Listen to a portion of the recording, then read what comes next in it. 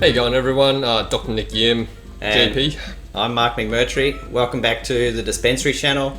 We're bringing you weekly updates for health professionals on hot topics, product reviews, and keeping your finger on the pulse. What are we talking about, Nick? Did you want to do a quick recap from last week? Yeah, alright. So last week was our first episode. Episode 1, we were talking about alcohol, alcohol dependence, and treatment and screening. We also covered a product which was Hydrodol and Recoverthol, so hangover treatments. And we also did a wine review for the Penfolds 128 Shiraz. Yeah. Delicious. If you want to recap on that one, just click on the link below and you can have a look at episode 1. But tonight, I think it'll be timely for us to talk about antibiotics. This coming week is Antibiotic Awareness Week. So I think one of the big things is, let's have a bit of a yarn about antibiotics. What do you reckon? Why not? There's a lot to talk about. Yeah, we'll try and keep it short this episode. Yep, exactly. We've taken a bit of feedback on board, and majority of our feedback was, let's get it shorter. So Yep. let's try and cut it back down and see how we go. We'll keep you entertained.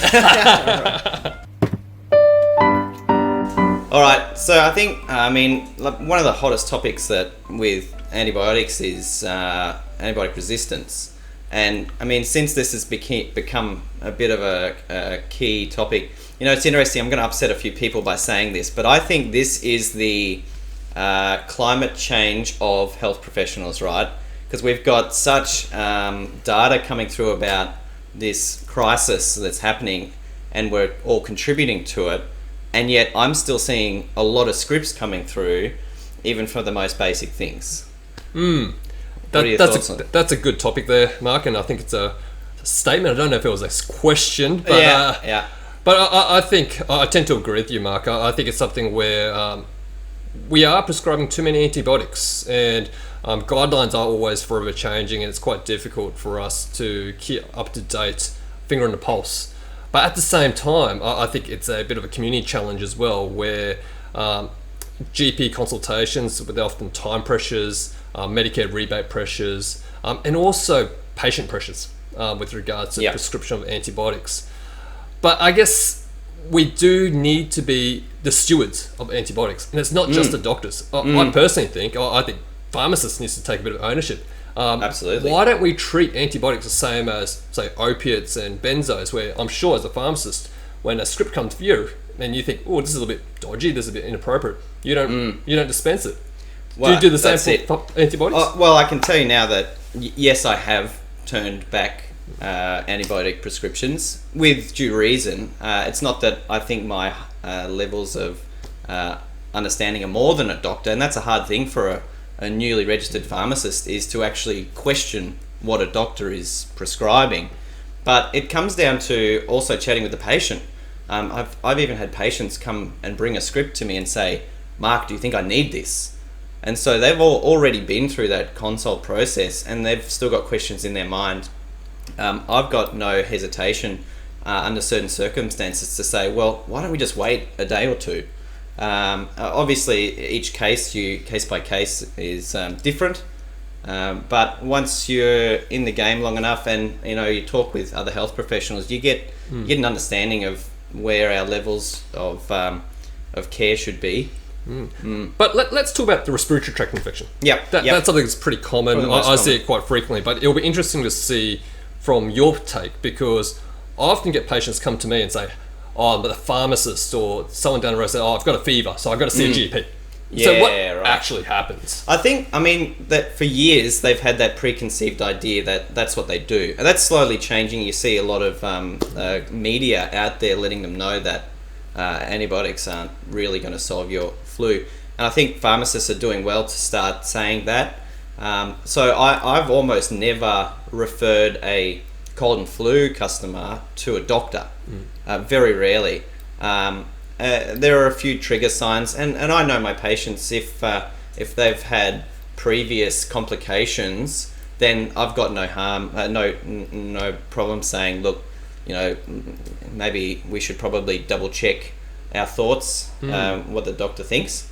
But it's a case of just having that awareness and letting the patient know that But because I think you made a good point, is knowing your patient. And to be honest, there's actually very few patients now, based on evidence and based on therapeutic guidelines, that we actually need to start antibiotics straight away. Yeah, right. Okay. In a respiratory point of view, like there's probably COPD. I think that's something where if they've got an infective exacerbation, you might work because of antibiotics. But other things is, I want to prevent it from occurring.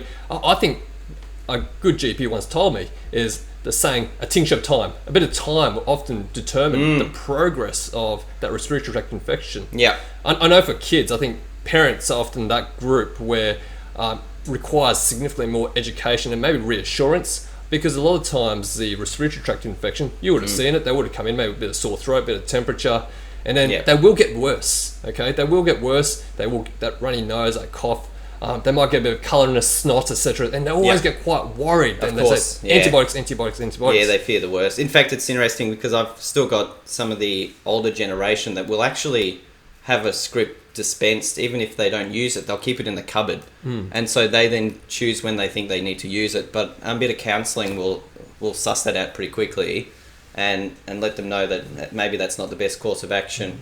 But in saying all that, I think respiratory tract infections, I recommend the pharmacists quite frequently, because they're the best point of call for symptomatic management. Yeah. Okay, so you got your nasal decongestants, maybe a bit of cough suppressant if it's quite annoying them a fair bit. But at the end of the day, it's time they'll get them better. Yeah, that's pretty much it. Yeah. Why don't we move along a little bit? I know you brought in a product. It's something a little bit different. I was a bit shocked to bring it in, and obviously something a bit of a topic that's new. I think it's Bacteria Vaginosis. So who would have thought? Well, that's it. I'll show everyone this one. It's called Fleurstat.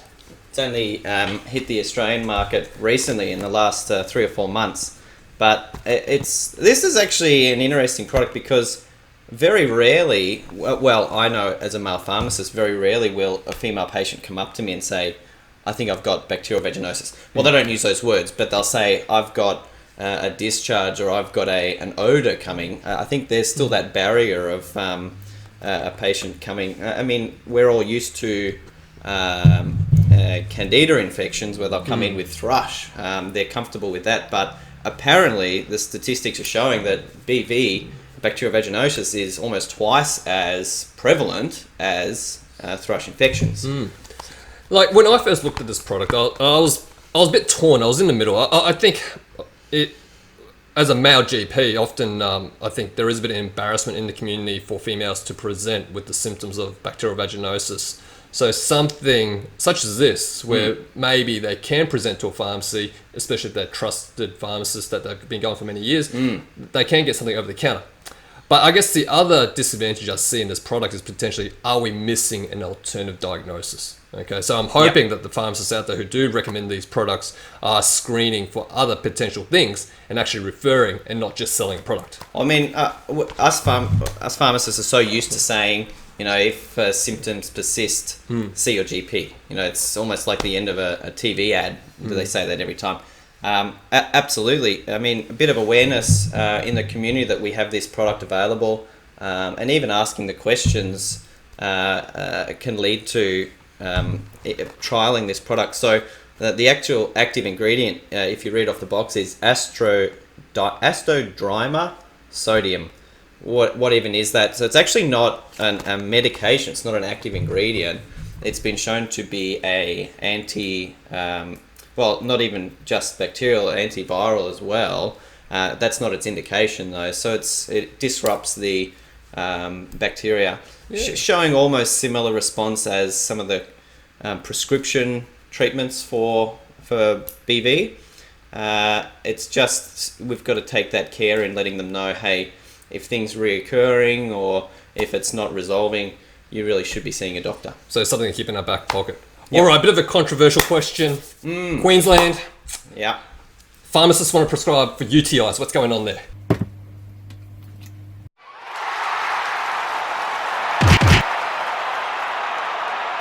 Oh, okay. Everyone's wondering if we're going to talk about this. Pharmacist prescribing.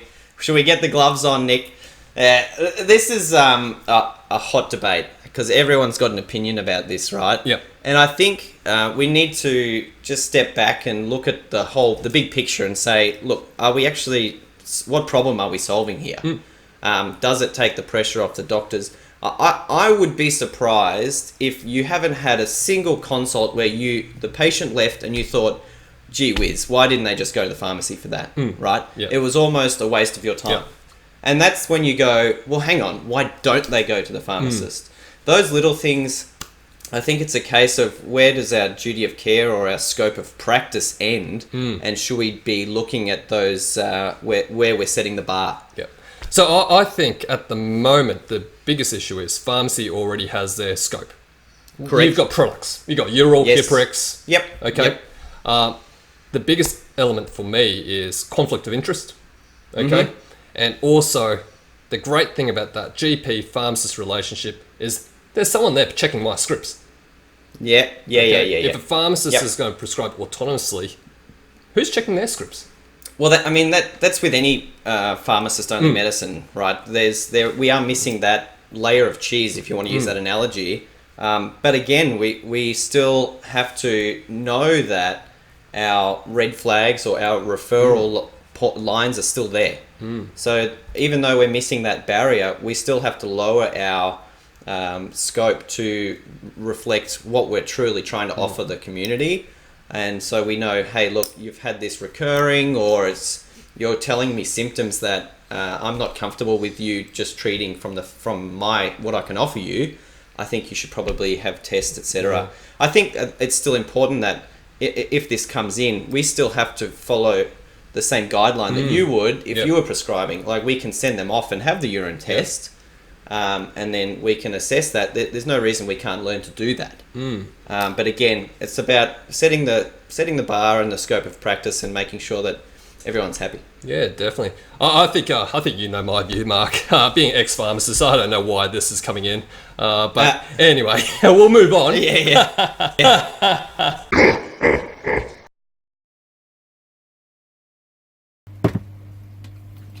Let's sort of move on to finger on the pulse. So I just want to cover a few things quickly. This week we've had a little bit of ranitidine available again.